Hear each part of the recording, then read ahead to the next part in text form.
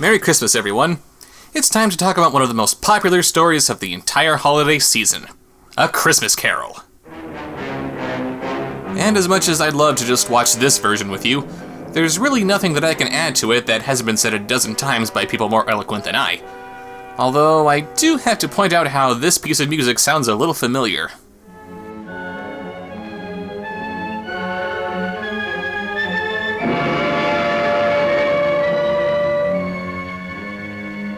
What are you?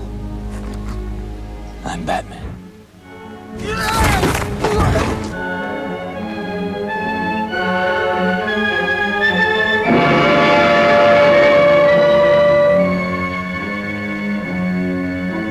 No, today we're looking at this version of A Christmas Carol, starring the cast of All Dogs Go to Heaven. Actually, no, I shouldn't say that this is simply a retelling of the classic tale with all dogs characters, like how other movies might employ Mickey Mouse or the Muppets. They're actually presenting this movie as a tie-in to the other two All Dogs Go to Heaven movies. Yeah, because that's always a good idea, isn't it? Our movie opens with something I'm sure all little children will enjoy: dead puppies. Merry Christmas, everyone! Actually, these puppies are being read the story of how Christmas was almost ruined. Isn't it always? It was Christmas Eve, and San Francisco was preparing for a beautiful, silent night. Ah yes, Christmas in San Francisco. I'm sure this isn't going to get uncomfortable or awkward in the slightest. Our story truly opens with our old pals Charlie and Itchy getting ready for a little Christmas party. And while we have Dom DeLuise reprising his role of Itchy, we do not have Charlie Sheen coming back to play Charlie like he did in All Dogs 2. And when Charlie Sheen actually says no to something, you know we're in trouble. If I had a raisin for every time I've heard that one. Since I'm sure a lot of you haven't seen All Dogs 2, we'll get to that movie eventually, all you need to know is that Itchy is now dead too, Carface sold his soul to the devil, and Charlie got to stay on Earth as a reward for helping defeat the forces of evil. So what's Itchy doing here when all he wanted to do was to stay in heaven? Because filmmakers think that little kids are morons who aren't going to pay attention to what they're watching. Granted, it's still not as bad as Humphrey not knowing how to howl, but whatever. Oh yeah, and that kid that Charlie was staying with at the end of the last movie? He's gone. No trace of him in this movie whatsoever. Isn't Charlie just the best guardian angel ever?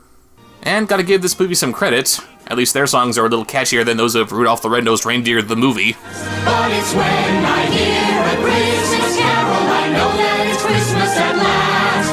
But it's when we hear a Christmas carol, we know that it's Christmas at last.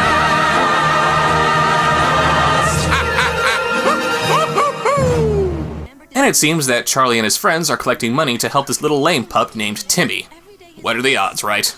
Bah humbug! And speaking of dumb contrivances, here's Carface inexplicably back from hell to play our Scrooge, bah humbugging all the way.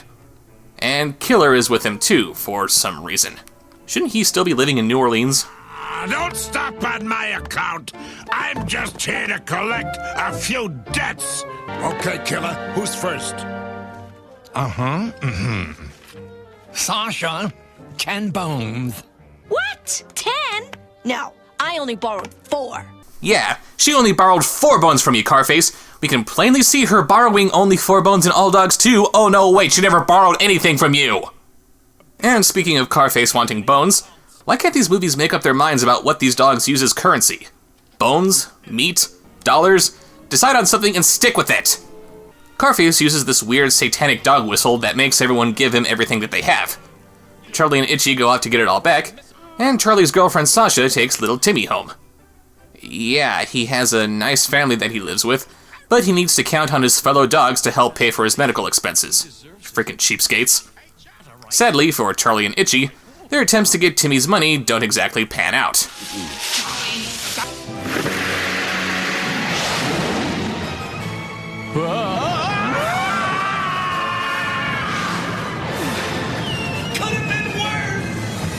Huh. Well, I guess we know where that whole flying thing in the Jim Carrey version came from.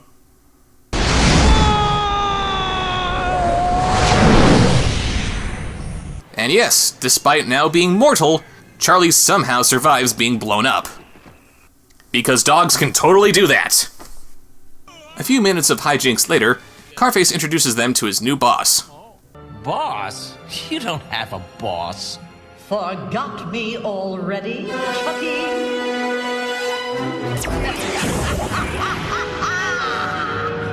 Belladonna! That's my name. Don't wear it out. Yes, Belladonna.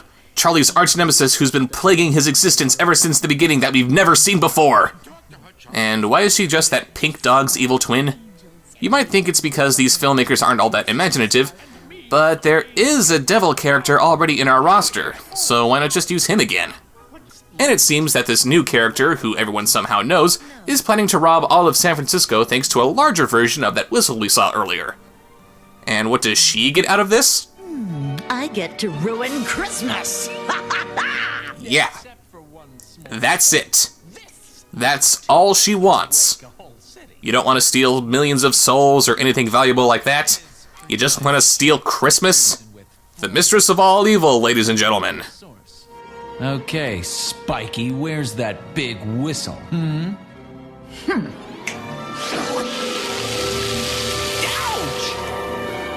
Somewhere where you'll never find it. Hot shot. Even Killer and me don't know. She uses these fire imp things to chase Charlie and Itchy out of the house, and Annabelle, the pink dog who I guess runs heaven or something, helps them on their quest to find the whistle. Now, I've left you something to help with your assignment. It will provide you with enough magic to devise a major plan. A miracle dog tag! Oh, great! We'll find that big whistle in no time. Sorry, Charles. There's only so much I'm allowed to do. This tag won't locate the whistle. It will, however, help you find a way to foil Belladonna's plan. And I also have for you a gun that doesn't shoot anything, a flashlight with no light bulb, and a cell phone with no antenna or battery. Godspeed, boys! Seriously, it can't be a little bit more helpful than this? Do you think we could turn Carface into a good guy? Good guy? Don't make me laugh. That mother's a total Scrooge. Itchy baby! That's brilliant! It is? Yeah. We're going to run a scam on old Carface. Yes, they plan to use this magical dog tag to try to convince Carface to be a good guy. Not sure what the point of it is, since he already admitted that he doesn't know where the whistle is, so why bother making him good? And they intend to turn him into a good guy by using this dog tag to pose as the three ghosts of Christmas. Seriously.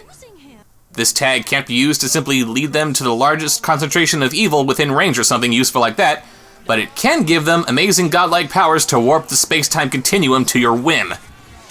Give me those powers and I might try to convince Satan that playing second fiddle to God isn't as bad as he might think, but nope, we have to make Carface a good guy. And they start out this completely nonsensical and pointlessly elaborate plan with Jacob Charlie, telling Carface about his ghostly visitors through the TV. And then Itchy, playing the ghost of Christmas past, leads Carface through his childhood, where it seems like he was always a little jerk. He's pushing around his brothers and sisters, he's wrecking his family's stuff. They want us to think that his family giving him the boot is where he turned bad, and that sucks and all, but it's pretty clear that he was always doing wrong here, and unashamedly so. Where's the turning point here? Oh, poor little guy.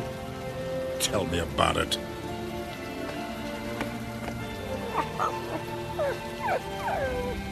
From that day on, I never trusted nobody again. And that nobody includes you. I forgot how much I hated Christmas. Thanks for reminding me, you dumb ghost.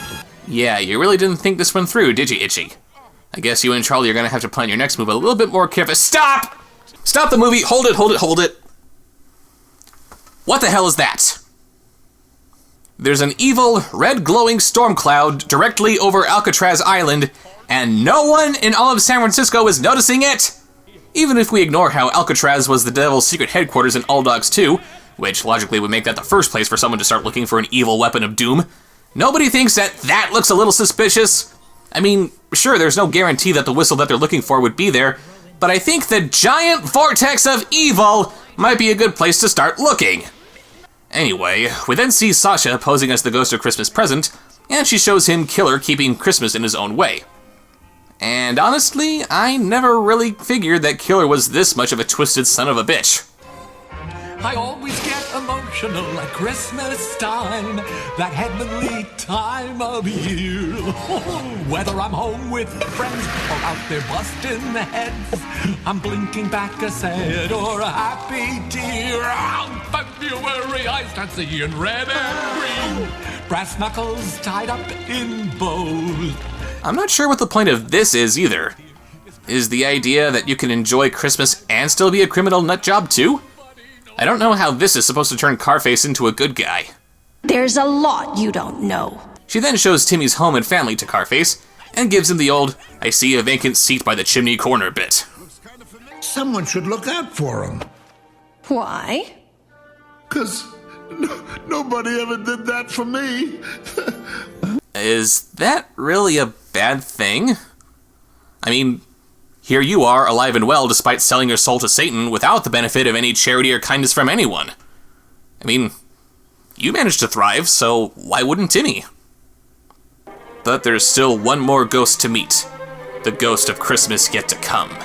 The most terrifying specter we've yet witnessed. The spirit who stalks us at every moment of every day, waiting to pluck us from this mortal coil. The very essence of all our nightmares.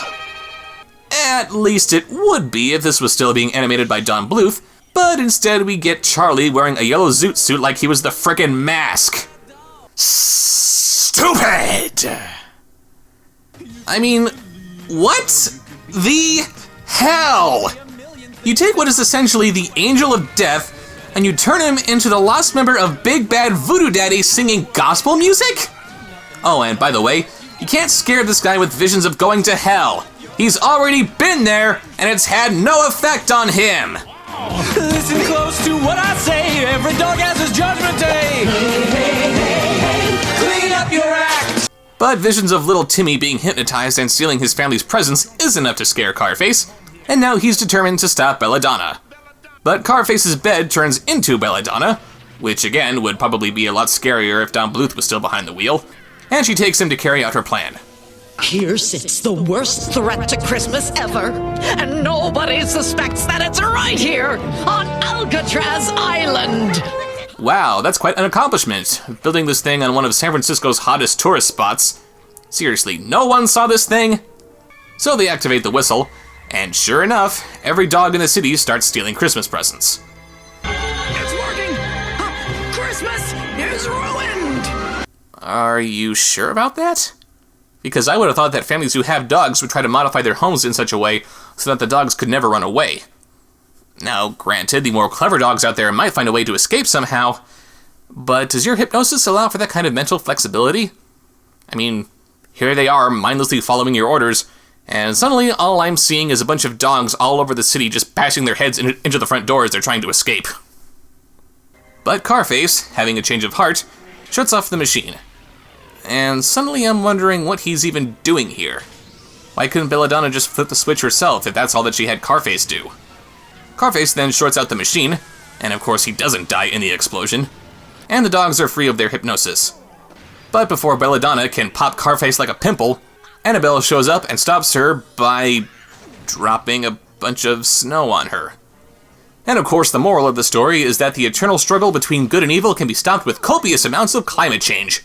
Everyone buy a Hummer before Christmas is ruined forever! And of course everyone back on the mainland is excited by the snow. Whoa. Charlie, what does this mean? It means our plan worked. We convinced Carface to save Christmas. Really? You experience a freak snowstorm, and this is clearly an indication that Carface saved Christmas?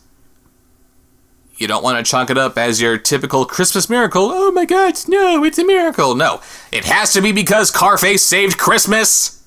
Stupid! You're so stupid! And of course, Carface returns to give back everything that he stole, while riding a sleigh and wearing a Santa hat that he probably stole too. Mixed messages much? Congratulations on your most important mission. This will be a story to repeat for years to come. It's funny because I'm never gonna see this crap again. Really, do I need to elaborate on this? The animation's nothing to write home about, the story's a mess, the characters are stupid, the villain's a joke, and it's an insult to one of the greatest works in fiction. Never mind the story of a cruel old man who learns to see the error of his ways, let's turn it into a story about a demon dog who wants to ruin Christmas for no other reason than because she can. Brilliant. And so, as Tiny Tim observed, God bless us, everyone. And watch this movie, no one. I hear a Christmas carol, there's nothing I'd rather do. Every time I hear a Christmas carol, there's nothing I'd rather do. We've gone from spring into summer, from fall into winter, As soon as December will end, we'll tell the old year goodbye with our hopes rising high as the star on the tree brightly shining. when we hear a Christmas carol, our spirits begin to sing. Every time we hear a Christmas carol, our spirits begin to sing. The music might play until midnight. We're hoping our neighbors won't mind. Ooh. Tonight we are one happy family with goodwill toward all canine kind. The holly, the candy, the presents. Always start my heart beating fast, but it's when I hear a Christmas carol I know that it's Christmas at last. But it's when we hear a Christmas carol we know that it's Christmas at